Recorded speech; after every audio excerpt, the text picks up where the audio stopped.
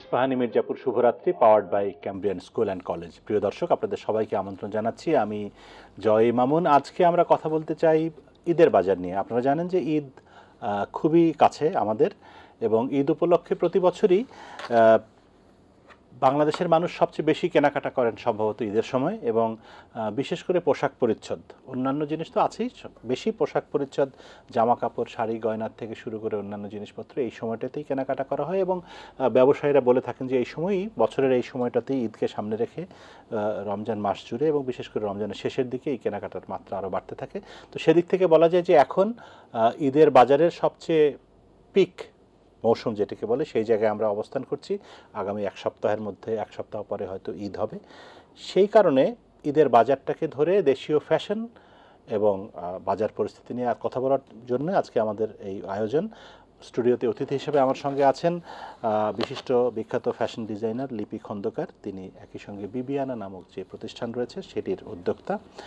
আছেন AHM Hasinul Quddus Rusho, chief corporate affairs officer, Daraz Bangladesh. Daraz বাংলাদেশের সবচেয়ে বড় অনলাইন প্ল্যাটফর্ম সেখানে, এবং এখন তো অনেক মানুষ অনলাইনে কেনাকাটা করতে পছন্দ করেন, সেজন্য দারাজ বা এরকম প্ল্যাটফর্মগুলিও দিনে দিনে খুবই জনপ্রিয় হয়ে উঠছে। তাদের কাছ থেকেও আমরা শুনতে চাই।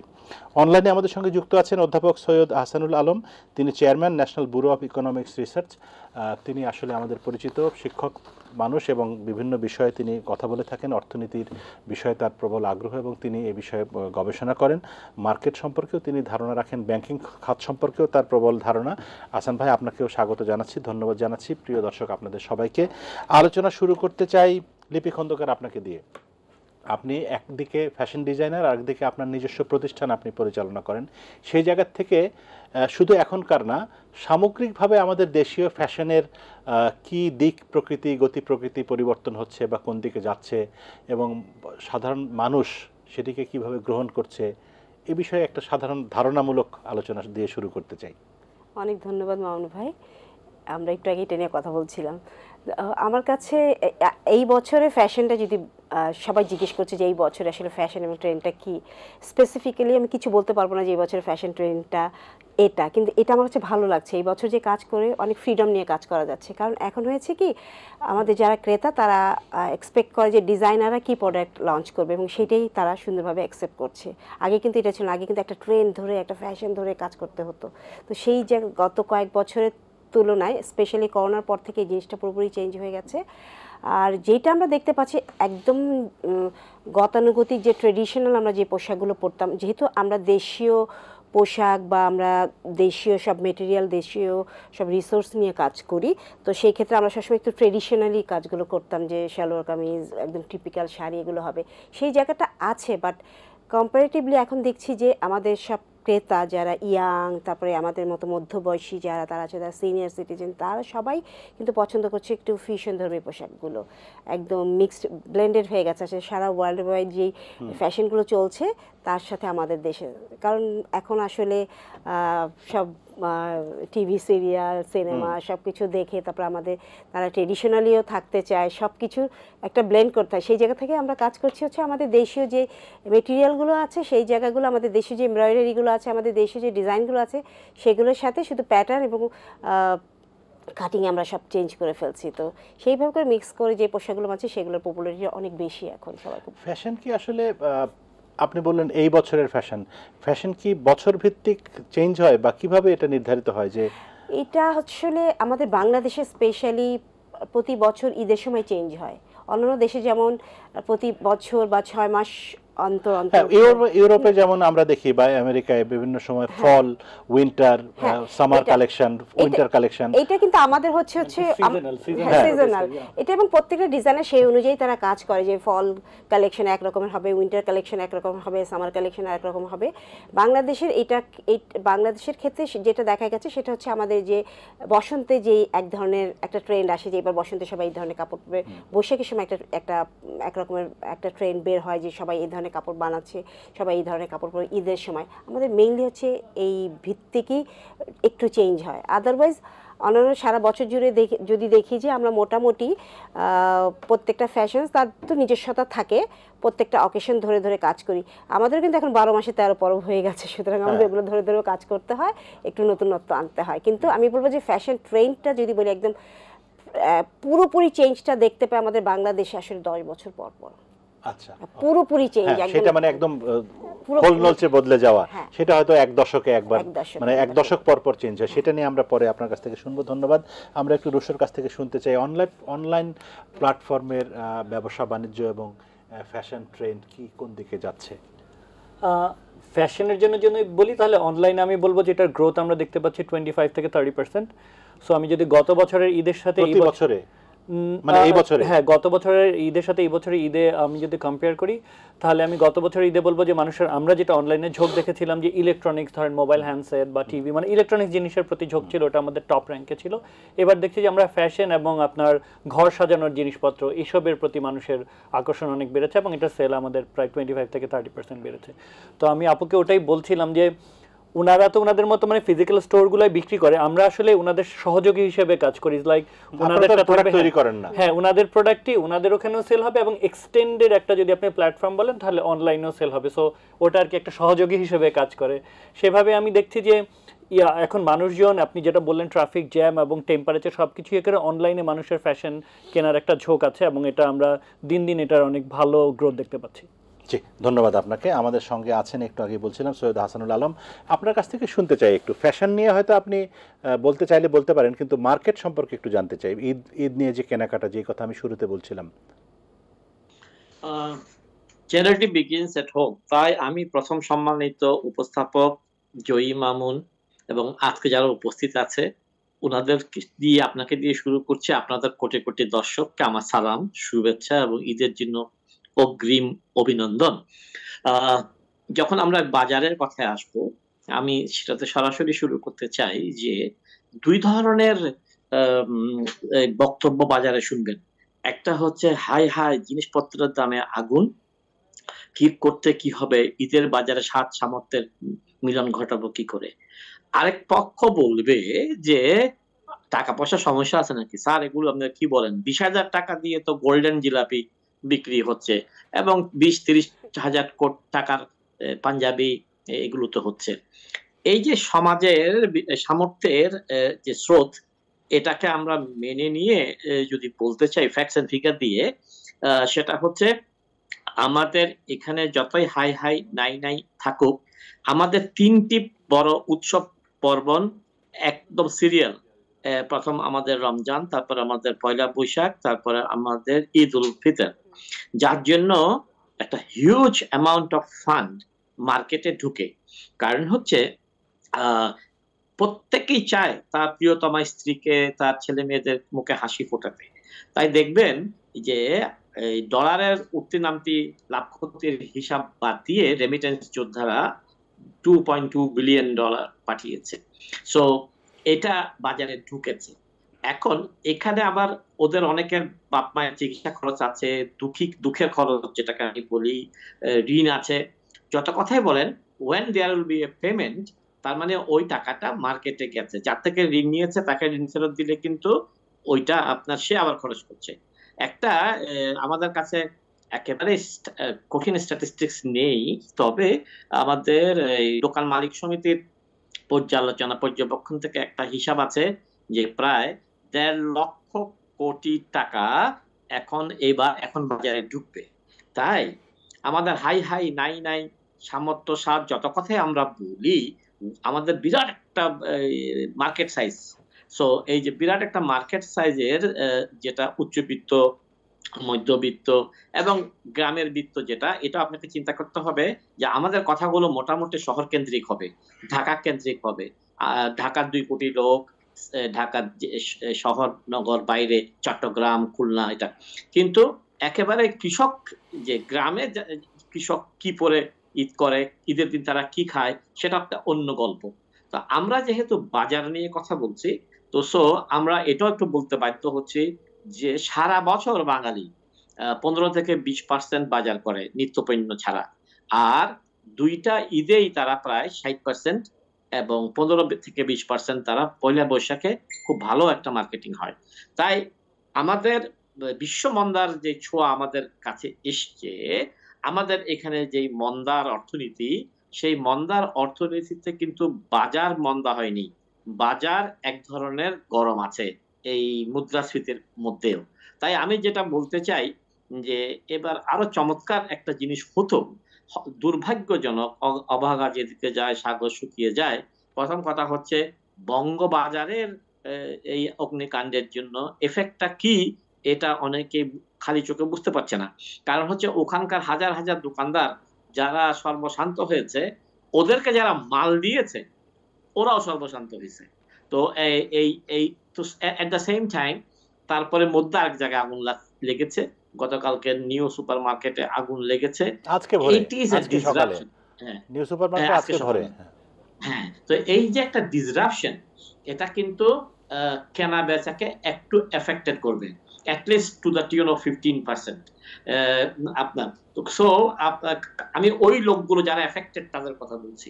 তারা তো সো আমি যেটা বলতে চাই যে আমি যেটা জাতিকে জানাতে চাচ্ছি আপনার মাধ্যমে, সেটা হচ্ছে পরপর 3টা উৎসব এখানে আসার জন্য আমাদের বাজারে উজান, আমাদের এখন ভাটা থাকবে না। জি এইটাই আমার মন্তব্য। জি, ধন্যবাদ। কিন্তু একটা প্রশ্ন, আপনি শুরুতে যে কথা বলছিলেন যে বাজারে 1.5 লক্ষ কোটি টাকা বা এত টাকার প্রবাহ তৈরি হবে, নিঃসন্দেহে এটি খুবই ভালো খবর ব্যবসায়ীদের জন্য বা আমাদের দেশীয় উদ্যোক্তাদের জন্য। এর ভিতরে একটা বড় অংশ বিদেশেও চলে যায়।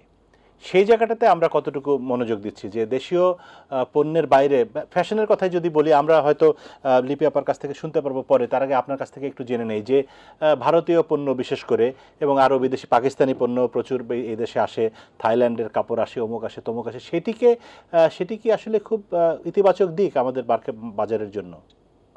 জহির মামুন সাহেব, আপনার অনুষ্ঠান আসার আগে আমি যে পড়াশোনা করে আসি বলি, আমি ভাবছিলাম এরকম কিছু আপনি জিজ্ঞেস করবেন। এটা হচ্ছে আমাদের এখানে যেহেতু ভ্যালু এডিশনটা কম, অর্থাৎ আমরা যখন ভালো কাপড় বাজারে আনি, ফেব্রিক্সটা হয়তো বাইরের। আমি যেটা বুঝাতে চাচ্ছি, আমাদের ব্যাকওয়ার্ড ইন্টিগ্রেশনের অভাবে, আপনার কথা কিন্তু সহি, সেটা হচ্ছে ওই হাত বদলের প্রফিটটা ছাড়া এই উৎপাদনের যেটা মূল খরচ, ওটার একটা বিরাট অংশ এটা ভারতে চলে যাবে। শুধু ভারতীয় রেডিমেড কাপড় আসছে বা থাইল্যান্ড থেকে রেডিমেড, সিঙ্গাপুর থেকে রেডিমেড কাপড় আসছে এমন নয়, কিন্তু আপনি যেহেতু উপকরণগুলো ওখান থেকে আনছেন, আমাদের অর্থনীতিতে এটার অন্তত পক্ষে 50% প্রভাবে চলে যাচ্ছে। যেমন আমি একটু বলতে চাই, 1.5 লক্ষ কোটি টাকা থেকে আসছে। আমি সরকারের হাইয়েস্ট গ্রেডে চাকরি করি, আমি প্রায় আমার মনে হচ্ছে 90,000 টাকা বোনাস পাচ্ছি। তাহলে এ মাসে আমার বেতন 90,000 টাকা বোনাস, এটা আমার কাছে এক্সট্রা চলে আসছে। ইয়াতেও কোরবানিতেও আসবে, বৈশাখী ভাতাও পেয়েছি। তার মানে আমি একটা পুয়ার প্রফেসর, এটাই আমার পরিচয়, কিন্তু আমার হাতে একটা 5 লাখ টাকার মতন টাকা ঢুকে গেছে এই 45 ডেজ এর ভিতরে, এবং এটা তো আমাকে খরচ করতেই হবে এবং এটা বাজারকে গরম করবে। কিন্তু দুর্ভাগ্যজনক হচ্ছে আমাদের গার্মেন্টস আমাদের যে মেয়েরা আছে, তাদের পরিবার লোক সহ আমরা যদি 60-70 লক্ষ ধরি, আমাদের দোকান মালিক দোকানদারদের 3-4 জন করে আমরা কর্মচারী রাখি, পরিবহন শ্রমিক একটা বিরাট অংশ, কয়েক লক্ষ পরিবহন শ্রমিক আছে। সবকিছু মিলেই এই একটা টাকার একটা ইনফ্লাক্স অর্থনীতির আমাদের যে ধসে যাচ্ছিল অর্থনীতি। কিন্তু এখানে যেটা আমি ওই বঙ্গবাজারকে তো বড় করে দেখালাম কেন, সেটার অর্থ হচ্ছে অর্থনীতি বলে যে এমনি তো আমরা মুদ্রাস্ফীতি হচ্ছে 8.5, যে আমরা যাই বলি এর চেয়ে বেশিও হতে পারে, কিন্তু অর্থনীতিতে হচ্ছে যখন টাকাটা এসে যাবে, আমার কাছে 5 লাখ টাকা অতিরিক্ত আসবে ঈদুল ফিতর থেকে ঈদুল আজহারের মধ্যে, তখন আমি যখন এটা খরচ করতে চাবো, ওখানে যদি আপনার সাপ্লাই চেইন ডিসরাপ্টেড থাকে, সিন্ডিকেশন থাকে, কোঠারি স্বার্থ থাকে, চাঁদাবাজ থাকে, তাহলে যদি মালের সাপ্লাইটা ঠিকভাবে না আসে, এটা আরেকটা অন্তর্বর্তীকালীন মুদ্রাস্ফীতির জন্ম দেবে। এই বঙ্গবাজারে আগুন, নিউ মার্কেটে আগুন, মধ্যে আরেকটা জায়গায় আগুন, সবকিছু আমার কাছে, আমি এটাকে বড় করে দেখিয়েছি শুধু ঘটনা হিসেবে নয়, সাপ্লাই চেইন হিসাবে, যে বিলিয়ন বিলিয়ন টাকার সাপ্লাই চেইন ভেঙে গেছে শুধু বঙ্গবাজারে কিন্তু ধরেন শুধু যে গরিবরা যে হেমন্ত নয়, বঙ্গবাজারে সর্বশ্রেণীর লোক যায়, ওই আপনার ভাষায় যারা প্লেনের টিকিট কেটে ক্যালকাটা, বোম্বে, থাইল্যান্ড যায় বা শপিং করার জন্য, আমি তারা ছাড়া বহুবার গিয়েছি বঙ্গবাজারে। হ্যাঁ, তো আপনার সবাই যায়। তো স্যারের এখন কথা দেখবেন যে থেকে আপনি ভাই যদি বঙ্গবাজার থেকে মনে করেন এবার ৫,০০০ টাকার জিনিস কিনতেন, তো ওটা তো শেষ। তো হ্যাঁ সেভাবে জয়ী মামুন, পারভেজ, তো এইটা। তো সেজন্য আমি ভয় পাচ্ছি আমাদের দেশে না বাণিজ্য মন্ত্রী টিপু ভাই, না অর্থ পরিকল্পনা মন্ত্রী মান্নান সাহেব বা হেলাল ভাই, যিনি একেবারেই মাঠের নেতা, যে এই দোকান যে মালিক সাপ্লাই সমিতি। চেইনটাকে যদি ডিসরাপশনটাকে যত তাড়াতাড়ি, তারা চেষ্টা করেছে, তারা ওই কি দিয়ে ওই খাট বিছিয়ে দিয়ে বঙ্গবাজারে ব্যবসা করার জন্য চেষ্টা করেছে। কিন্তু আমি মাননীয় প্রধানমন্ত্রীকে তাই উদ্দেশ্য করে এসিটিভিতে পরশুদিন বলেছি, চাপা এখানে আমাদের কাছে কিছু জিনিস আছে, কোভিড এর সময় আমরা বড় লোকদেরকে যে সুযোগটা দিয়েছি, এখন বঙ্গবাজারের মতো বা এরকম যারা এফেক্টেড হয়েছে ওদের 6 মাসের জন্য ওদের ইনস্টলমেন্টটা বন্ধ করে দেওয়া হোক, এবং 6 মাসের জন্য ওরা কোনো কিস্তি দেবে না, এই 6 মাসের কোনো আর চক্রবৃদ্ধি সুদ হবে না। তাহলে তারা মোটামুটি গুছিয়ে নেবে, তারা মোটামুটি গুছিয়ে নেবে। আমি পুঁজিবাদী সমাজ ব্যবস্থায় তাদের জন্য ব্যথিত হয়ে বলছি না, আমি বাজার অর্থনীতিকে ঠিক রাখার জন্য, তারা যদি সাপ্লাই চেইনটা ঠিক রাখতে না পারে, যদি জিনিস বাজারে না থাকে, তাহলে আমার আপনার টাকা কিন্তু হাইয়ার প্রাইসে যে জিনিস আমি চাই সেটা কিনবো।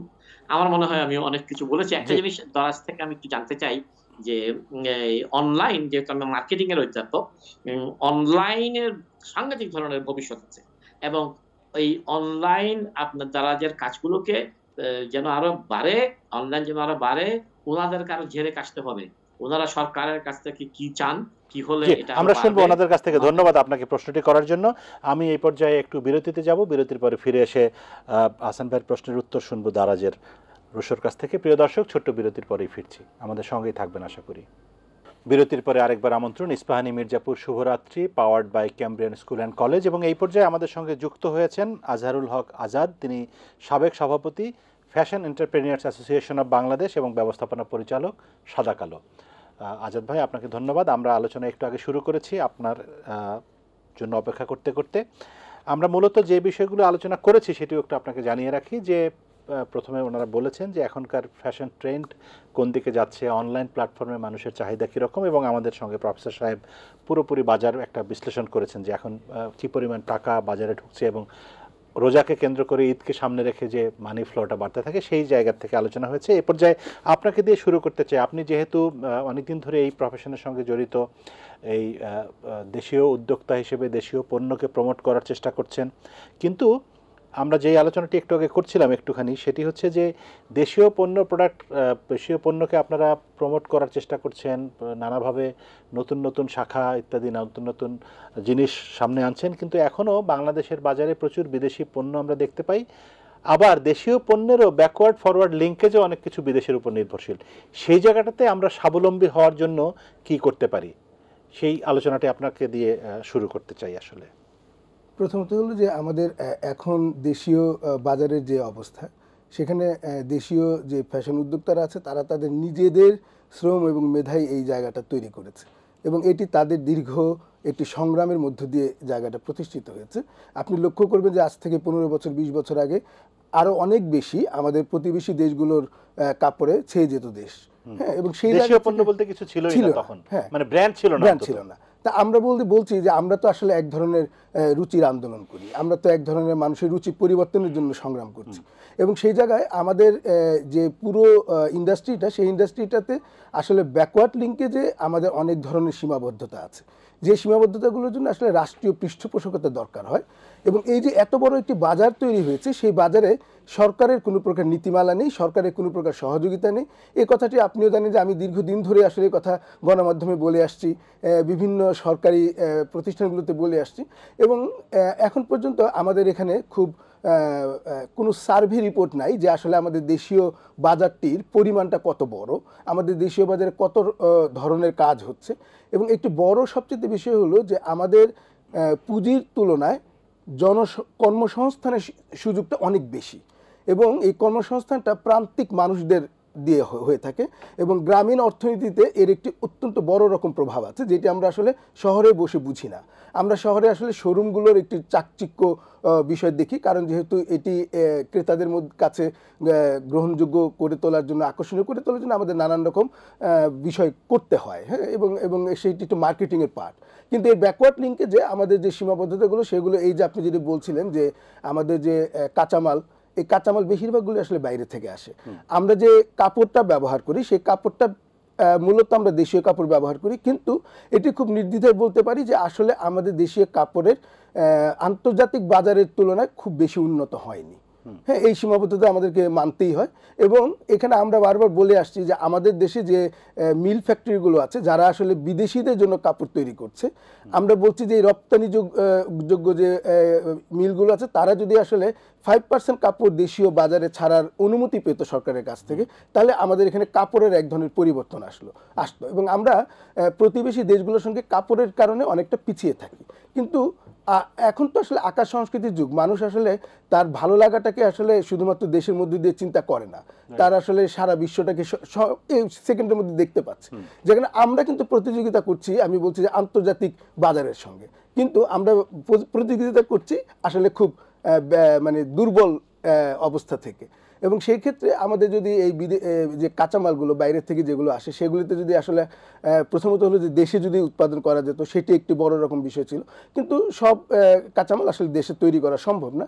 কিছু কাঁচামাল যেমন সুতা বলেন, বোতাম এবং বিভিন্ন রকম অ্যাক্সেসরি, যেগুলো বাইরে থেকে আনতে হয়, কিন্তু সেগুলো যদি ট্যাক্সটা যদি আসলে কমানো যেত, এবং সেগুলো যদি এরকম হতো যে দেশীয় যে হাউসগুলো আছে, তারা আসলে ইম্পোর্ট করলে আসলে তারা এক ধরনের ছাড় পাবে, যেটি আসলে ধরেন আমি বলি যে বিজিএমইতে যে গার্মেন্টসগুলো যারা আমি এখানে আসতে চাচ্ছিলাম যে বিজিএমই এর আওতায় রপ্তানিমুখী পোশাক শিল্প তো অনেক ধরনের সুবিধা পায়, কর ছাড় পায়, কর অবকাশ পায়, সেগুলি দেশীয় উদ্যোক্তারা আপনারা কতটুকু পান? না, আমরা আসলে এখন পর্যন্ত কোনো প্রকার সুবিধা পাচ্ছি না। মানে এটা তো খুব দুঃখজনক যে এরকম এত বড় করোনা চলে গেছে, সেখানেও আসলে দেশীয় এই হাউসগুলো কোনো প্রকার সুযোগ পায়নি। অনেক বড় বড় কথা হয়েছে, অনেক বড় বড় আশ্বাস তৈরি হয়েছে, কিন্তু এখানে আসলে আমাদের যেটি বড়, আমরা এখন বুঝি যে আমরা আসলে সরকার হয়তো আরেকটু মানে শক্তিশালী মানুষ চায়, যারা আসলে বার্গেনিং করতে পারবে।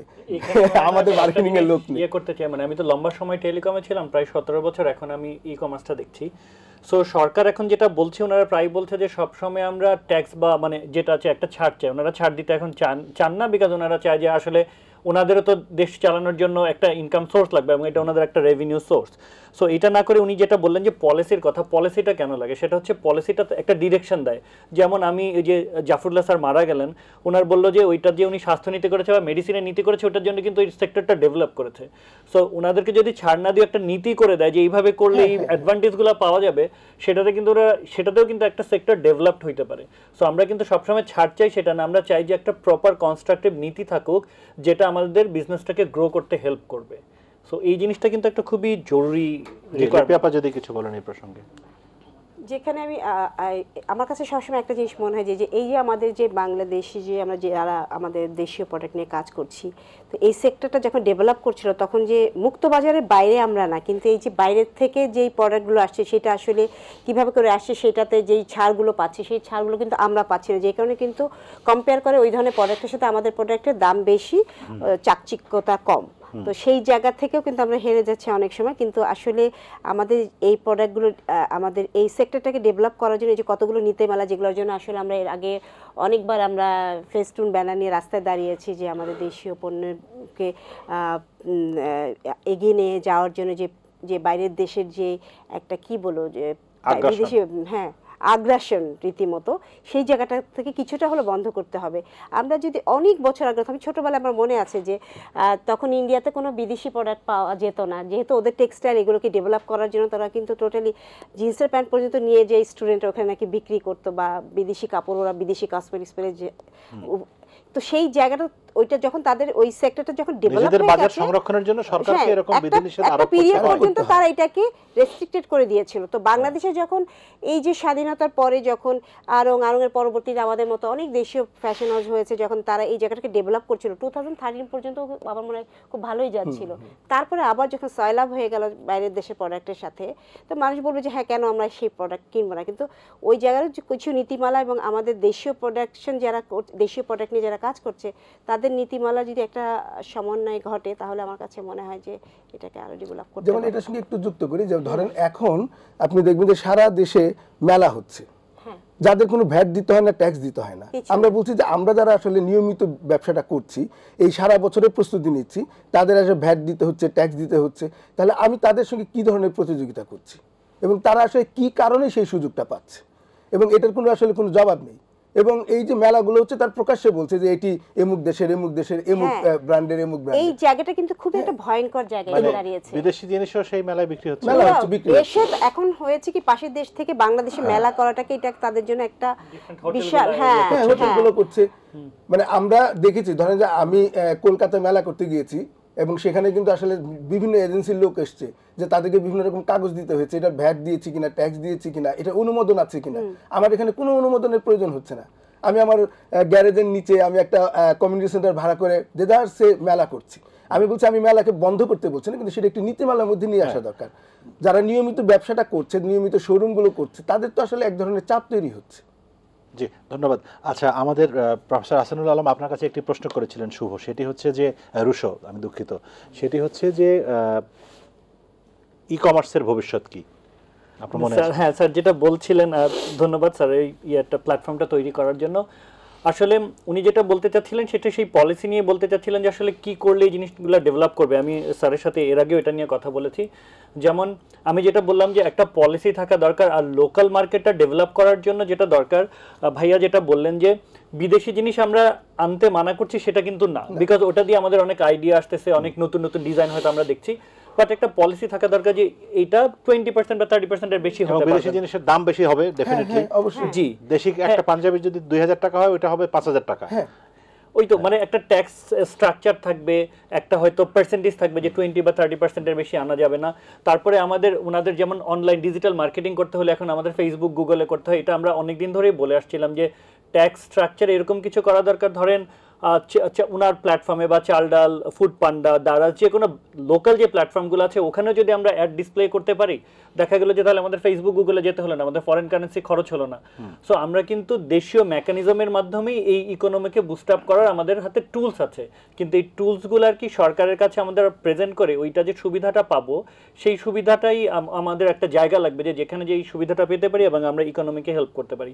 আমি স্যারের কথাটাকে যদি আরেকটু কনসাইজ করতে চাই, তাহলে যেমন ধরেন আমাদের এখন কাস্টমার গ্রোথ আছে 20%, আমাদের অর্ডার গ্রোথ আছে 25%। সো আমরা দেখতেছি যে মানুষজন, এখন স্যার যেটা বলেছে যে মানুষজন কিনছে, কাস্টমার বাড়ছে, কিন্তু আমি যদি আবার একইভাবে দেখি আমার average unit value, that is এটা আগে ছিল $16 মতো, এখন এটা $10 হয়ে গেছে। সো মানুষ কিন্তু এখন বিগ টিকেট আইটেম কিনছে না, মানুষ একটু হয়তো দেখা যাচ্ছে কম দামি জিনিস কিনছে। তো ওই জিনিসটাও দেখতে হবে যে মানুষজন এখন একটু কনজারভেটিভ হয়ে গেছে কেনার জন্য। হয়তো এটা ইকোনমির একটা কম ইম্প্যাক্ট, বাট এই জিনিসটাকে আমাদের বুঝাতে হবে যে আসলে কিভাবে এটা ইকোনমিকে ইম্প্যাক্ট করছে। জি, ধন্যবাদ। প্রফেসর সৈয়দ আহসানুল আলম, আপনার কাছে ফেরত আসছি। শুধুমাত্র অনলাইন প্ল্যাটফর্ম না, দেশীয় শিল্পকে, দেশীয় পোশাক শিল্পকে প্রমোট করার জন্যও তো আসলে কোনো নীতিমালা নেই, বা এই যে মেলার কথা বললেন আজাদ ভাই একটু আগে, সেই সব বিষয়ে আপনার কি মনে হয় যে কি করা উচিত? Thank you very much. আমি আমার ভাইরা যেভাবে সুন্দর করে তুলে ধরেছেন, আমি ওনাদেরকে সাধুবাদ জানাচ্ছি, কিন্তু আমি আমার বয়সের কারণে আরো একটু রাফ কথা বলতে চাইবো আপনার মাধ্যমে। সেটা হচ্ছে যে এই যে ই মার্কেটিং, আমি মার্কেটিং এর টিচার, বা আমাদের এই রুশু সাহেবরা যা করছেন, আমাদের এখন সরকারের ইনাদের জন্য পৃষ্ঠপোষকতা কম, এবং এদের প্রতি বিমাতা সুলভ আচরণ করছে আমি যদি না বলি। আমি কিন্তু এতটুকু বলতে হবে যে সরকারের নীতিমালা ই মার্কেটিং বান্ধব নয়। তাই আমি সংশ্লিষ্ট মন্ত্রী টিপু ভাইকে বা যারা আরো আছেন তাদেরকে আমি বলতে চাই, ইট ইজ হাই টাইম, যে ইভেন বাংলাদেশ ব্যাংকের গভর্নরের যদি কোনো ভূমিকা থাকে, ইট ইজ হাই টাইম যে আমাদের বিশ্ব মন্দা অর্থনীতির সাথে যে প্রভাবটা আমাদের দেশে এক ধরনের মন্দা আছে, এইটাকে আমাদের ধরে রাখার জন্য কিন্তু এই রুশো সাহেবদের মতো লোককে দরকার, না হলে আমাদের মন্দা আরো আমরা ওয়ার্স এফেক্টেড হব। 2 নম্বর হচ্ছে আমাদের সাদা কালো যিনি সাহেব আজাদ সাহেব বলেছেন, উনি যথেষ্টই বলেছেন, উনি কিন্তু জেরেই এসেছেন যে এই দেখা যাচ্ছে যে আমাদের এখানে সবকিছু বিগ ফিশটা নিয়ে যাচ্ছে। সো পলিসি গুলো, বাজেট গুলো সব বিগ ফিশ বান্ধব, এবং বিগ ফিশ আবার স্মল ফিশকে ইট অ্যাওয়ে করে নিচ্ছে, খেয়ে নিচ্ছে। এটা আপনার দুই দিক থেকেই মরা। যেমন ধরেন এই যে এই মেলার কথা বলছে, এক্সিবিশনের কথা বলছে, ওইসব এক্সিবিশনে একেবারে ইরানের আংটি, ওখানকার পাথর, ওখানকার এই মানে কেমন জানি লাগে যে, এবং এইটা একটা চরম নৈরাজ্য চলছে ওই ক্ষেত্রে। তা আমি সরকারকে বলবো, আমি মন্ত্রীদেরকে বলবো যে ভাই, জিনিসগুলো দেখা যাচ্ছে না, ইনাদের ভূমিকা, ইনাদের অবদানটা ঠিক বোঝা যাচ্ছে না, কিন্তু ইনাদের অবদান যদি না এখন অনুপস্থিত করে দেন, তাহলে কি অবস্থা যে দেশের হবে সেটার জন্য। এবং ওনারা সবাই তো আমার আপাকে, মাননীয় প্রধানমন্ত্রীকে সবসময় অবিরাম তেল দিয়ে যাচ্ছেন। তাই আমি বলতে চাই যে আমাদের এখন কিছু কাজ দেখাতে হবে, নীতিমালা আনতে হবে। নীতিমালা ছাড়া আমাদের উদীয়মান অনেকগুলো সেক্টর। জি আহসান ভাই, আমরা একটা আপনি আপনার প্রারম্ভিক বক্তব্যে যে কথাটি বলেছিলেন সেখান থেকে আমি আবার একটু আলোচনায় আনতে চাই। সেটি হচ্ছে যে প্রচুর টাকার প্রবাহ বেড়েছে ইতিমধ্যে, ঈদকে কেন্দ্র করে প্রতি বছরই বাড়ে, কিন্তু এবং বাংলাদেশের মানুষের আয় বেড়েছে নিঃসন্দেহে। একটা জিনিস পাশাপাশি বেড়েছে, সেটি হচ্ছে ধনী দরিদ্রের বৈষম্য। আপনি জানেন যে বিবিএস একটা স্টাডি রিপোর্ট আমাদের যে জনসংখ্যার শুমারি হলো সেইখান থেকে প্রকাশ করেছে গতকালকে। তাতে দেখা যাচ্ছে যে বাংলাদেশের মানুষের আয় যেমন বেড়েছে তেমনি আয় বৈষম্যও বেড়েছে। ধনী মানুষ আরও ধনী হচ্ছে, অনেক ধনী হচ্ছে। যে আগে 100 কোটি টাকার মালিক ছিল সে এখন 1000 কোটি টাকার মালিক হয়েছে, কিন্তু যে আগে 50,000 টাকার মালিক ছিল সে বড়জোর 60,000 টাকার মালিক হয়েছে। এই ব্যবধান যখন বাড়তে থাকে তখন মার্কেটের প্রভাব পড়ে না? এই ব্যবধান যখন বাড়তে থাকে তখন মার্কেটে লুটপাট করা আরো সহজ হয়ে যায়। আমি আপনার বেশিক্ষণ টাইম না নিয়ে শুধু এই কথাটাই বলতে চাই, ধনী দরিদ্র, এখন আমাদেরকে এটাকে রিফ্রেজ করতে হবে। দরিদ্রতা একেবারেই বাঁচা মরার সংগ্রামে আছে। ওই উদীয়মান অর্থনীতিতে তারা তারা এখন তাদেরকে মাইক্রোস্কোপ দিয়ে খুঁজতে হবে। বরং আমরা বলি যে মধ্যবিত্ত এখন দরিদ্র হয়ে যাচ্ছে, যে যাদের কাছে 2 পাইস নাই বা যাদের এক্সট্রা ইনকাম নাই।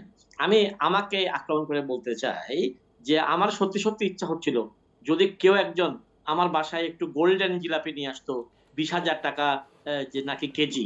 তো এইটা থেকে আপনার কথা সাহেব উঠে চলে আসছে যে এই এই 2 টন ডেইলি 1 টন জিলাপি বিক্রি হয়েছে, আমরা সেটাকে অর্থনীতির উন্নয়ন দেখাচ্ছি, মানুষের বাইং ক্যাপাসিটি বেড়েছে বলছি। It is not true. আমাদের 16-17 কোটি মানুষের যে বাজার, সামগ্রিক বাইং ক্যাপাসিটি কি হয়েছে সেটা ইম্পর্টেন্ট। আর আপনার সেই কথায় আমি আসতে চাচ্ছি যে ধনী দরিদ্রের যে এই যে টিউমার আপনার এই যে গ্রোথ হচ্ছে। এবং আমি সবসময় একটা কথা বলেছিলাম যে যখন এই আপনি যে কথাগুলো বলছেন 4,000 কোটি, 5,000, 10,000 কোটি টাকার মালিক যখন সৃষ্টি হয়েছে, তার ছেলে যখন আমার ছেলেকে হত্যা করবে, আমাদের আইন তাকে নেটে আনতে পারবে না। দি দি নেট অফ ল বা আইনের জাল তখন ছিঁড়ে যাবে, বিচার তখন বিক্রি হবে, জাজ তখন বিক্রি হবে। আমরা কিন্তু এখন ওই জায়গায় আছি। আপনাকে একটা কথা বলে আমার কথাকে যুক্ত করতে চাই। আমার সিনিয়র ফ্রেন্ড পররাষ্ট্রমন্ত্রী ওই দিন কি মাথায় কি আসছিল কে জানে, একটা কঠিন সত্য কথা বলে ফেলছেন। উনি বলেছেন যে আগে মনে করা হতো রাজনীতিবিদরাই বিদেশে টাকা পাচার করছে বেশি।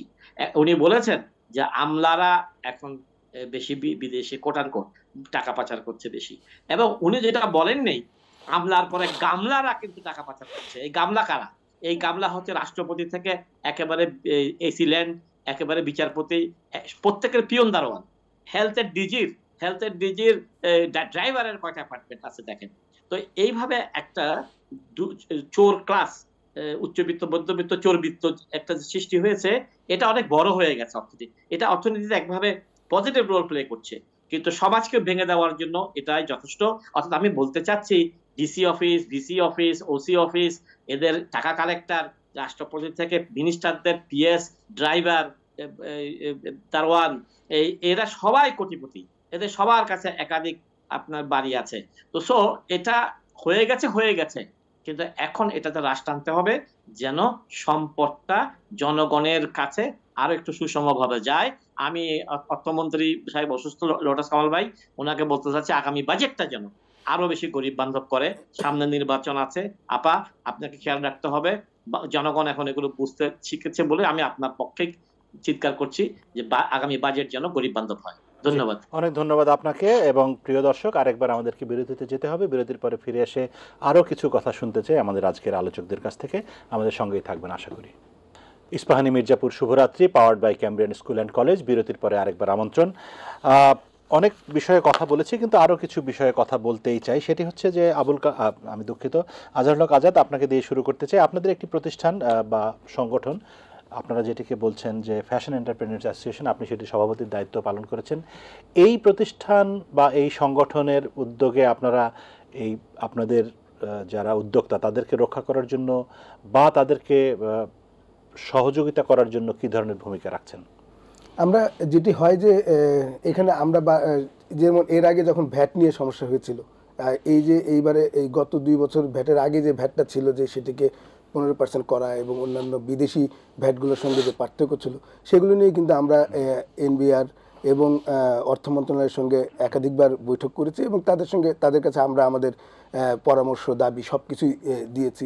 এবং তখন এটি আমরা যেরকম তাদেরকে দিচ্ছি, আমরা গণমাধ্যমের মাধ্যমেও নানান জায়গায় জানিয়েছি।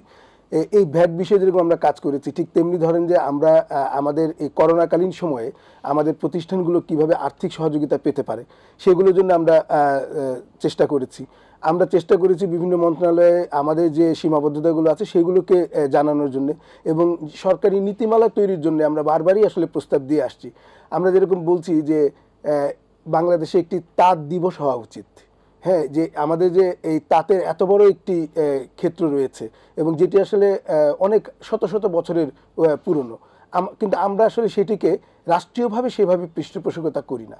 আমরা বলছি যে এটির একটি তাঁত দিবস ঘোষণা হওয়া দরকার।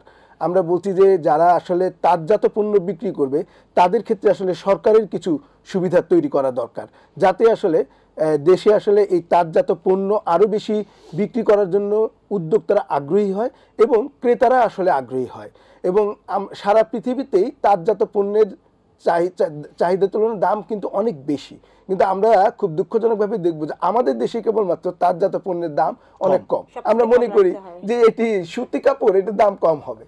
হ্যাঁ, কিন্তু আসলে সারা পৃথিবীতে সুতির দামই বেশি। হ্যান্ডমেড হলে হ্যাঁ, এটা হ্যাঁ। স্পেশাল এবং এই বিষয়গুলো আমরা আসলে নানানভাবে আসলে চেষ্টা করছি এবং আমরা বিভিন্ন এই যেরকম আমরা এই গত সপ্তাহে এই যেমন ভোক্তা অধিকার সংরক্ষণ তাদের সঙ্গে একটি বৈঠক করেছি।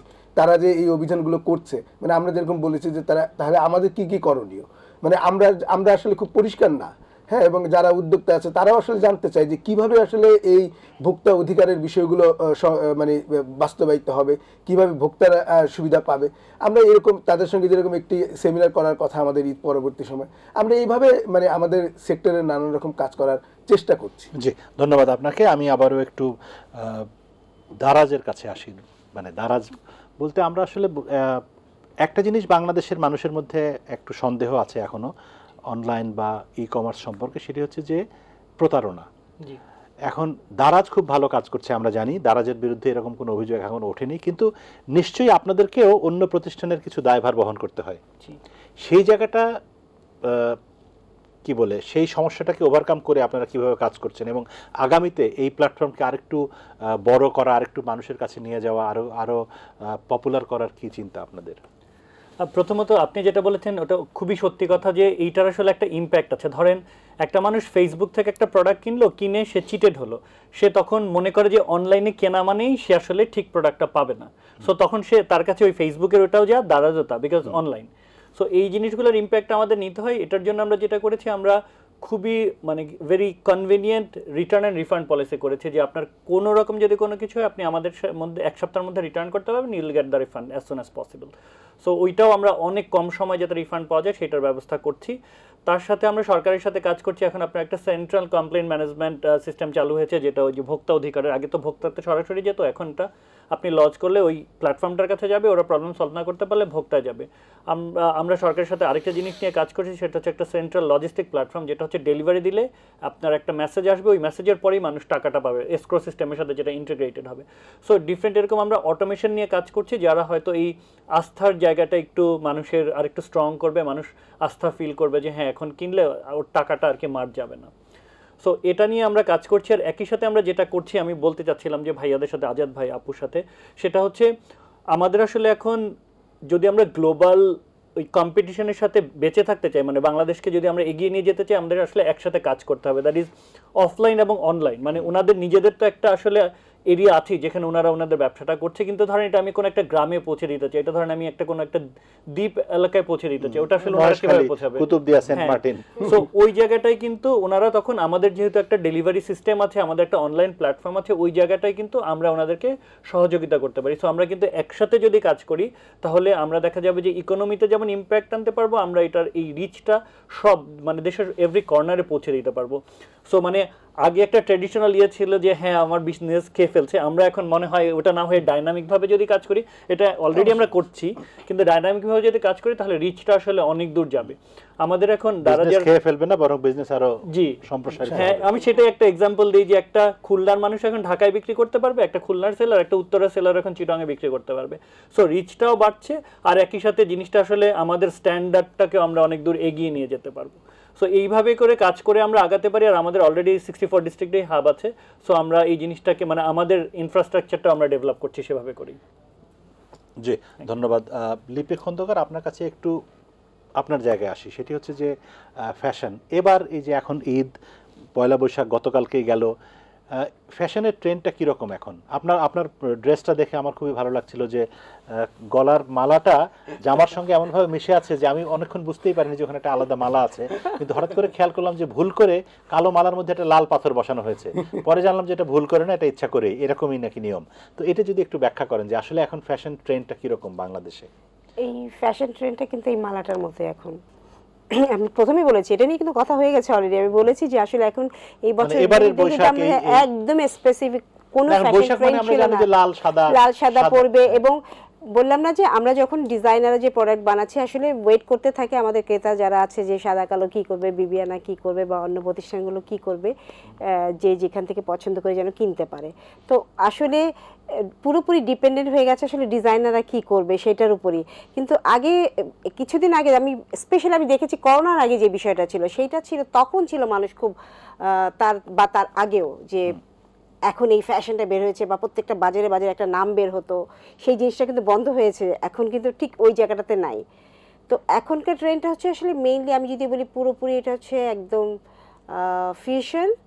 আমাদের কেউ খুব ট্রেডিশনাল যে একদম গতানুগতিক সালোয়ার কামিজ বলছিলাম, ধরেন আগে যেমন এই যে সাদা কালো, ধরেন 21শে ফেব্রুয়ারিতে সাদা কালো পড়তে হবে, এখন কিন্তু ওই সাদা কালোটা নেই, যে কোনো কালারই পরা যেতে পারে, মানে একটা ডিফারেন্ট ডিজাইন নিয়ে সাদা কালার একটা টেক্সচার থাকে কোথাও, ওই যে এখানে যেমন লাল আছে একটুখানি সেরকম একটু খুঁজে পেতে হয় যে একটু কোথাও সাদা কালো আছে না। কিন্তু এই প্রসঙ্গে আমার হঠাৎ একটা মাথায় আসলো যে আমিও তো বিভিন্ন জনের কাছ থেকে শুনি বা দেখি, এখন ওই যে বিদেশি কাপড় কলকাতার থেকে বা অন্য জায়গা থেকে কাপড় কিনে এনে তার মধ্যে হয়তো একটা বাড়তি সেলাই দিয়ে বা একটা ব্রাশ দিয়ে দাগ দিয়ে বলে যে এটা একটা বিশেষ, আমি একটা বিরাট জয় মামুন ফ্যাশন ডিজাইনার, এরকম কিন্তু হচ্ছে এবং সেগুলি ফেসবুকে বিক্রি হচ্ছে। এই যে দারাজের ভাই একটু আগে বলছিলেন, কিন্তু এটাতে একটু বলতে চাই যে এটি আসলে আমাদের জন্য খুব দুর্ভাগ্যজনক। আপনি যে উদাহরণটি দিয়েছেন এটি ঘটছে, এবং যেটি আসলে এই যে অনলাইনে যে ঘটনাটা ঘটছে, আমি আসলে আমার ড্রয়িং রুমে বসে আমার বাসায় বসে একটা শাড়ি করলাম, করে সেটার ছবি দিয়ে ড্রয়িং রুমের ছবিটা তুলে আমি দিয়ে দিলাম, এবং ওই ছবিটা দেখে হয়তো কেউ কেউ অর্ডার করছে, এবং সে যে শাড়িটা দিচ্ছে, যে দামে দিচ্ছে, সেই দামে হয়তো দেখা যাবে যে আমরা বানাতেও পারি না। হ্যাঁ, কারণ আমাদের যে ধরেন যে শোরুম কিংবা অফিস কিংবা অন্যান্য যে ওভারহেড কস্ট, সেগুলি যে যোগ হয়, আমাদের অফিসের একজন ডিজাইনারের যে জিনিসটা ইনপুটটা যোগ হচ্ছে, তার কিন্তু সেটা হচ্ছে ভ্যাট ট্যাক্স, এবং সে ওই জিনিসটা তৈরি করে ভর্তি করে নিয়ে আসে বেনাপোল বর্ডার দিয়ে। হ্যাঁ, এবং এনে সে তার বন্ধু বান্ধবদের মাধ্যমে এটা একটা মানে মার্কেটিং করার চেষ্টা করছে, এবং সেটাকেই আমরা মনে করছি সেটা বোধহয় এবার ফ্যাশন ট্রেন্ড। হ্যাঁ, মানে এইটা আমাদের এখানকার আসলে এক ধরনের সীমাবদ্ধতা তৈরি হচ্ছে। অনলাইনে হ্যাঁ, যেমন online-এর কেনাকাটা সুবিধাটা বেড়েছে, আমার কাছে মানুষ অনেক কনফিউজড হয়ে গেছে হ্যাঁ। এখন ফ্যাশন এবং ট্রেন্ড এটা challenge হয়ে গেছে। কেনাকাটা আমরা কিন্তু সব জায়গা থেকে এখন অনেক জায়গা থেকে অফার পাই যে ওরকম ব্যাগে করে আনবে, এটা আমাদের প্ল্যাটফর্মে বিক্রি করা যাবে কিনা, কিন্তু ওটা তো আমাদের যাবে না, বিকজ আমরা তো একদমই ফর্মালাইজড প্ল্যাটফর্ম। সো ওইটা চ্যালেঞ্জ তৈরি করে যে ওটা দেখা যাচ্ছে যে ফেসবুকে বা অন্য অনেক জায়গায় পাওয়া যায়, যেটা কম দামে পাওয়া যায়, অনেক কিছু অ্যাভেলেবেল হয়, যেটা আসলে রেগুলার যারা আমরা বিজনেস করছি আমাদের জন্য একটা চ্যালেঞ্জ তৈরি করে। আর ধরেন আমাদের একটা প্রোডাক্ট সেল করলে আমাদের মনে ভাবতে হয় যে এটির আসলে কোয়ালিটি কি হবে, কাস্টমার যদি পরবর্তীতে নিয়ে আসে আমাদের চিন্তা কিন্তু করতে ফেরত হয়। দিতে আজাদ হবে। ভাই, আপনার কাছ থেকে একটু শুনতে চাই, এবারের বৈশাখ এবং ঈদকে নিয়ে সামনে রেখে কেনাকাটার বেচা কেনার কি অবস্থা মার্কেটের?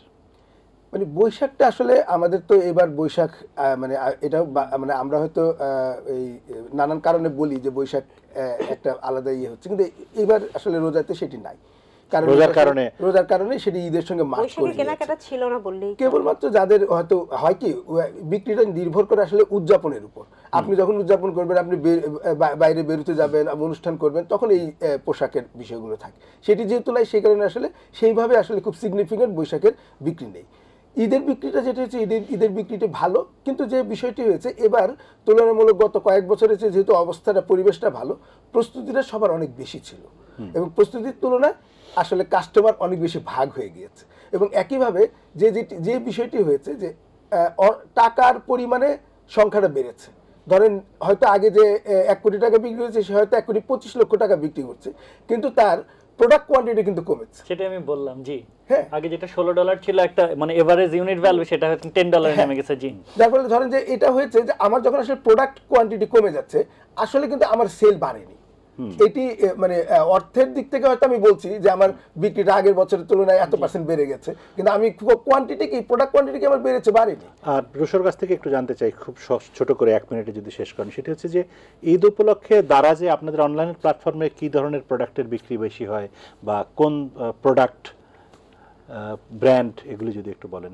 আমাদের এবার আমরা অনেকগুলা ব্র্যান্ড ঈদ উপলক্ষে অনবোর্ড করেছি। সো ঈদে আমাদের এবার যেটা হচ্ছে সেটা আমি ওই প্রথমেই বলেছিলাম, সেটা হচ্ছে এবার আমাদের ফ্যাশন অনেক বেশি সেল হচ্ছে, মানে আমাদের আসলে টপ ইয়েতে সেল এখন ফ্যাশন আছে, আগে যেটা ইলেকট্রনিক্স ছিল। অ্যাপারেলস, জি জি জি জি, আমাদের এখন টপ আছে মেন্স ফ্যাশন, সেকেন্ড হচ্ছে ওমেন্স ফ্যাশন, এবং সব দেশীয় প্রোডাক্ট। জি, আমাদের সব দেশীয় প্রোডাক্ট। জি, আমরা আসলে আমাদের তো না, আমরা ওই দোকানগুলোকে অনবোর্ড করি, এবং জি সব দেশীয় দোকানে আমরা আসলে না, কিন্তু আপনাদের তো বাইরের বিদেশি জিনিসও পাওয়া যায়। হ্যাঁ, বাট ওগুলা ফ্যাশন পাওয়া যায় না, মোস্টলি আমরা ওগুলা বিক্রি করি ইলেকট্রনিক অ্যাকসেসরিজ, সেগুলো যেটা। জি, ধন্যবাদ। আমরা শেষ করতে চাই, শেষ করার আগে আরেকবার আমরা সৈয়দ হাসানুল আলম প্রফেসর আপনার কাছ থেকে শুনতে চাই, যে আলোচনাগুলি এতক্ষণ ধরে আমরা করছিলাম সেই জায়গা থেকে যদি আপনি একটু বলেন যে এই ঈদের বাজার এবং ফ্যাশন, এই জায়গাটার থেকে আমরা নেক্সট লেভেলে উত্তীর্ণ হওয়ার জন্য কি করণীয়? ফ্যাশনের ব্যাপারটা তো ধরেন রুচি আর আপনার এটা অ্যাওয়ারনেস ক্রিয়েট করার ব্যাপার, এটা ওই আমার বোন ওনারা খুবই ভালো জানে। এবং আর দুই ভাইয়ের কথা থেকে আমরা বুঝতে পেরেছি যে কম্পিটিশন গুলো, যে আমাদের মার্কেটিং এর ভাষায় আমরা বলি কোনোটা প্রোডাক্ট কম্পিটিশন, কোনোটা প্রাইস কম্পিটিশন, কোনোটা কোয়ালিটি কম্পিটিশন। এখন এখানে দেখছেন যে এখানে এই প্রোডাক্ট প্রাইস কোয়ালিটির মধ্যে পর্যায়ে কম্পিটিশন একটা ঢুকছে। দরাজ যেটা বিজনেস এথিক্স মেনটেন করে করছে, আরেকজন ফেসবুক দিয়ে প্রচারণার জন্য 2 পয়সা কামানোর জন্য করছে। সো এটার জন্য সরকারের আমার কাছে মনে হচ্ছে আগাচ্ছে, থিংস আর প্রসিডিং, প্রোগ্রেস করছি আমরা। আমার কাছে মনে হচ্ছে এই খাতগুলোকে তুচ্ছ ছোট মনে না করে এইনারাই হচ্ছে আগামী দিনের মার্কেটিং এর মেইন প্লেয়ার হয়ে যাবে, এবং সেটা কেন হবে সেটা আরেকদিন বলা যাবে। তাই আমি মনে করছি যে ডিজিটাল মার্কেটিং বা ই মার্কেটিং এবং সাদা কালোর মতন যে সংস্কৃতি বা আমাদের যে একটা কি বলবো যে কথা ফ্যাশন এন্ড রুচি মার্কেটিং এর ব্যাপার আছে, ওনারা কিন্তু অ্যাকচুয়ালি রুচি মার্কেটিং করতেছে। তো আপনার দ্যাটস কালচার। তো সো এগুলোর ব্যাপারে আমার মনে হয় রাষ্ট্র, সরকার, মিডিয়া একসাথে কাজ করতে হবে। এই যে আজকে আপনি যেভাবে কথাগুলো তুলেছেন, এভাবে কথাগুলো যদি না ওঠে, তাহলে শুধু যদি বাণিজ্যের কারণেই আমরা কথা বলে যাই, তাহলে পরিবর্তন আসবে না। আমি মনে করি যে থিংস আর পজিটিভ, কিন্তু আমাদের অনেকগুলো সমস্যা হচ্ছে। এই 3টে আগুন লাগায় আমাদের বিরাট একটা মার্কেট ডিসরাপশন হয়েছে, সাপ্লাই চেইন ক্ষতিগ্রস্ত হয়েছে, ইকোনমি ক্ষতিগ্রস্ত হয়েছে। এগুলোর জন্য আমাদের প্রস্তুতি ছিল না। অর্থাৎ ফায়ার ফাইটিং আর ফায়ার প্রিভেনশন, এই জায়গায় একটা বিরাট ফাঁক রয়ে গেছে। তো আমি মনে করি সরকার এখন এগুলো চিন্তা করবে যে ফায়ার ফাইটিং এক জিনিস আর ফায়ার প্রিভেনশন আর এক জিনিস। আমি আর একটু নোংরা করে বলতে চাই, আমরা সরকারের বিরুদ্ধে একটা কথা বললে আমাকে অ্যারেস্ট করা হয়, রাস্তায় দাঁড়িয়ে আমি কোনো কথা বলতে পারছি না। তাহলে আমাদের এখানে ফায়ার ব্রিগেডের একটা ইন্টেলিজেন্স, একটা ফায়ার ব্রিগেডের একটা ভিজিলেন্স, রমজান মাসের বড় বড় জায়গায় যেখানে ফায়ার হতে পারে, যেমন আমাদের ইউনিভার্সিটিতে সবসময় এনএসআই লোকরা থাকে। আচ্ছা, এই আলাপটা আমরা পরে করবো আরেকদিন, আমাদের সময় একদমই শেষ। আমি দুঃখিত Syed Hasan Alam. Thank you so much. জি, থ্যাংক ইউ।